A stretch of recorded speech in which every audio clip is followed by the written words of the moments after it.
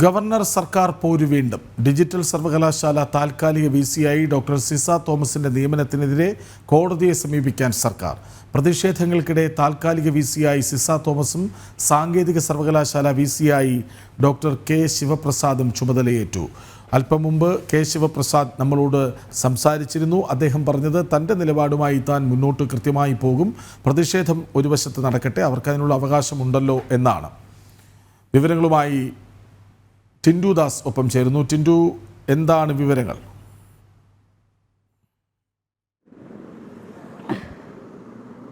തീർച്ചയായിട്ടും കൃഷ്ണരാജ, അത്തരത്തിൽ തന്നെയാണ് അദ്ദേഹത്തിൻ്റെ നിലപാടുകളും അതോടൊപ്പം തന്നെ അദ്ദേഹത്തിൻ്റെ വികസന സാധ്യതകളുമായിട്ട് അല്ലെങ്കിൽ വിദ്യാഭ്യാസ മേഖലയിൽ നൽകാൻ സാധിക്കുന്ന സംഭാവനകളുമായിട്ട് മുന്നോട്ട് പോകുമെന്ന് തന്നെയാണ് അല്പസമയം മുമ്പ് നമ്മളോട് പ്രതികരിച്ചത്.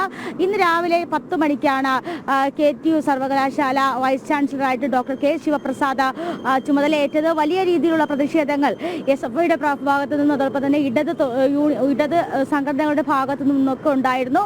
അതൊക്കെ തരണം ചെയ്തുകൊണ്ട് അല്ലെങ്കിൽ അതൊക്കെ അദ്ദേഹം മുഖവിലക്കെടുക്കാതെയാണ് ഇത്തരത്തിൽ VC ആയിട്ട് ചുമതലയേറ്റത്. കുസാറ്റ് VCയുടെ അദ്ദേഹത്തിൻ്റെ മേലധികാരി എന്ന് പറയുന്നത് കുസാറ്റ് VCയാണ്. അദ്ദേഹത്തിൻ്റെ നിർദ്ദേശപ്രകാരമാണ് ഇന്ന് ഇവിടെ ജോയിൻ ചെയ്തത്, അല്ലെങ്കിൽ അദ്ദേഹം ഇവിടെ VC ആയിട്ട് ചുമതലയേറ്റത്. അതോടൊപ്പം തന്നെ സർവകലാശാല VC സ്ഥാനത്തേക്ക്, സാങ്കേതിക സർവകലാശാല VC സ്ഥാനത്തേക്ക് ഡോക്ടർ സിസ തോമസും ചുമതലയേറ്റിട്ടുണ്ട്. സർക്കാരിനെ സംബന്ധിച്ചിടത്തോളം ഇത് വലിയ രീതിയിലുള്ള ഒരു പ്രഹരമാണ്. കാരണം നമുക്കറിയാം, കഴിഞ്ഞ 4 വർഷക്കാലമായിട്ട് സർക്കാരും സർവകലാശാല വിഷയങ്ങളിൽ സർക്കാരും ഗവർണറും തമ്മിൽ വലിയ രീതിയിലുള്ളൊരു നേർക്കുനേരായിട്ടുള്ള പോര് തന്നെ നിലനിന്നിരുന്നു. ഈ ഒരു സാഹചര്യത്തിലാണ് സർക്കാരിനെ പലതവണ പ്രതിരോധത്തിലാക്കിക്കൊണ്ട് ഗവർണർ നിലപാടെടുക്കുന്നു. ഈ നിലപാടുകൾക്കെതിരെ സർക്കാർ കോടതിയിൽ പോകുന്നു, ഹൈക്കോടതിയിലും സുപ്രീം കോടതിയിലും പോകുന്നു. അവിടെയൊക്കെ സർക്കാരിനെ ഏറ്റത് തിരിച്ചടി മാത്രമാണ്. സർക്കാരിൻ്റെ പാനൽ, സർക്കാർ നിർദ്ദേശിക്കുന്ന അല്ലെങ്കിൽ സർക്കാർ ശുപാർശ ചെയ്യുന്ന പാനലിനെ പലപ്പോഴും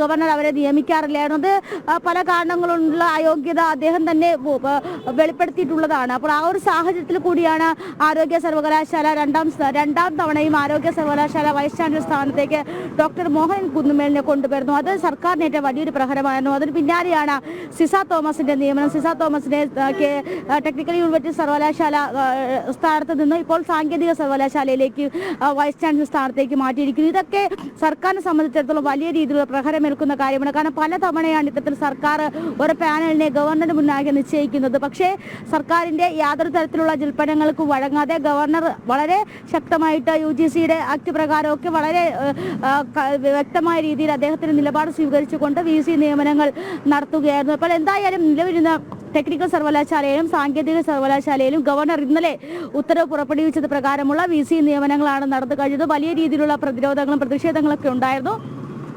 പ്രധാനമായിട്ടും കുട്ടികളുടെ നൈപുണ്യ വികസനവും അതോടൊപ്പം തന്നെ കുട്ടികളുടെ നൈപുണ്യ വിദ്യാഭ്യാസ മേഖലയിലെ വികസനവും കൂടാതെ തന്നെ ഈ പ്രൊഫഷണലിസം, കോളേജുകളിൽ പ്രൊഫഷണലിസം വളർത്തിയെടുക്കാനുള്ള സാധ്യതകൾ, അതോടൊപ്പം തന്നെ കേന്ദ്ര സർക്കാരിൻ്റെ ഇന്റേൺഷിപ്പ് പ്രോഗ്രാമുകൾ കൂടുതൽ പ്രായോഗികമായ തലത്തിൽ പ്രയോജനപ്പെടുത്തുന്ന രീതിയിൽ പ്രവർത്തിക്കുക എന്നൊക്കെയാണ് അദ്ദേഹം അല്പം മുമ്പ് നമ്മളോട് പ്രതികരിച്ചത്. അപ്പോൾ വലിയ രീതിയിലുള്ള പ്രതീക്ഷകൾ ഈ മേഖലയിൽ അല്ലെങ്കിൽ ഈ മേഖലയിൽ മാറ്റങ്ങൾ വരുത്താൻ കഴിയുമെന്നുള്ളൊരു വലിയ രീതിയിലുള്ള പ്രതീക്ഷയോടെയാണ് അദ്ദേഹം ഈ സ്ഥാനത്തേക്ക് ചുമതലയേറ്റത്. എന്തായാലും സർക്കാരും ഗവർണറും തമ്മിൽ നിൽക്കുന്ന ഒരു പോരിന് കാരണമായിട്ട് ഈ സർവകലാശാലയിലെ VC നിയമനങ്ങൾ മാറുന്നുണ്ടെങ്കിൽ പോലും പല ഘട്ടങ്ങളിലും സർക്കാരിന് കോടതിയിൽ നിന്നും പ്രഹരമാണ്. 2022 ഡോക്ടർ രാജശ്രീയുടെ നിയമനമാണെങ്കിൽ പോലും അവിടെ മുതൽ സർക്കാരിന് ഏൽക്കുന്നത് വലിയ രീതിയിലുള്ള പ്രഹരം ഏൽറ്റുകൊണ്ടാണ് സർക്കാർ വീണ്ടും നിയമപരമായിട്ട് ഈ വിഷയത്തെ മുന്നോട്ട് പോകും. ഇതിനു വേണ്ടിയിട്ട്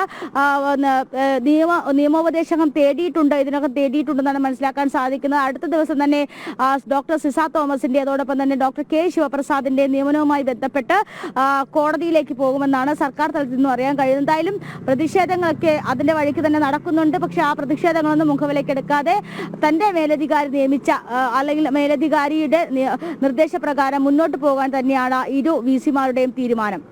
കൃഷ്ണരാജ്, വിവരങ്ങൾ നൽകുകയായിരുന്നു ടിൻഡു ദാസ്.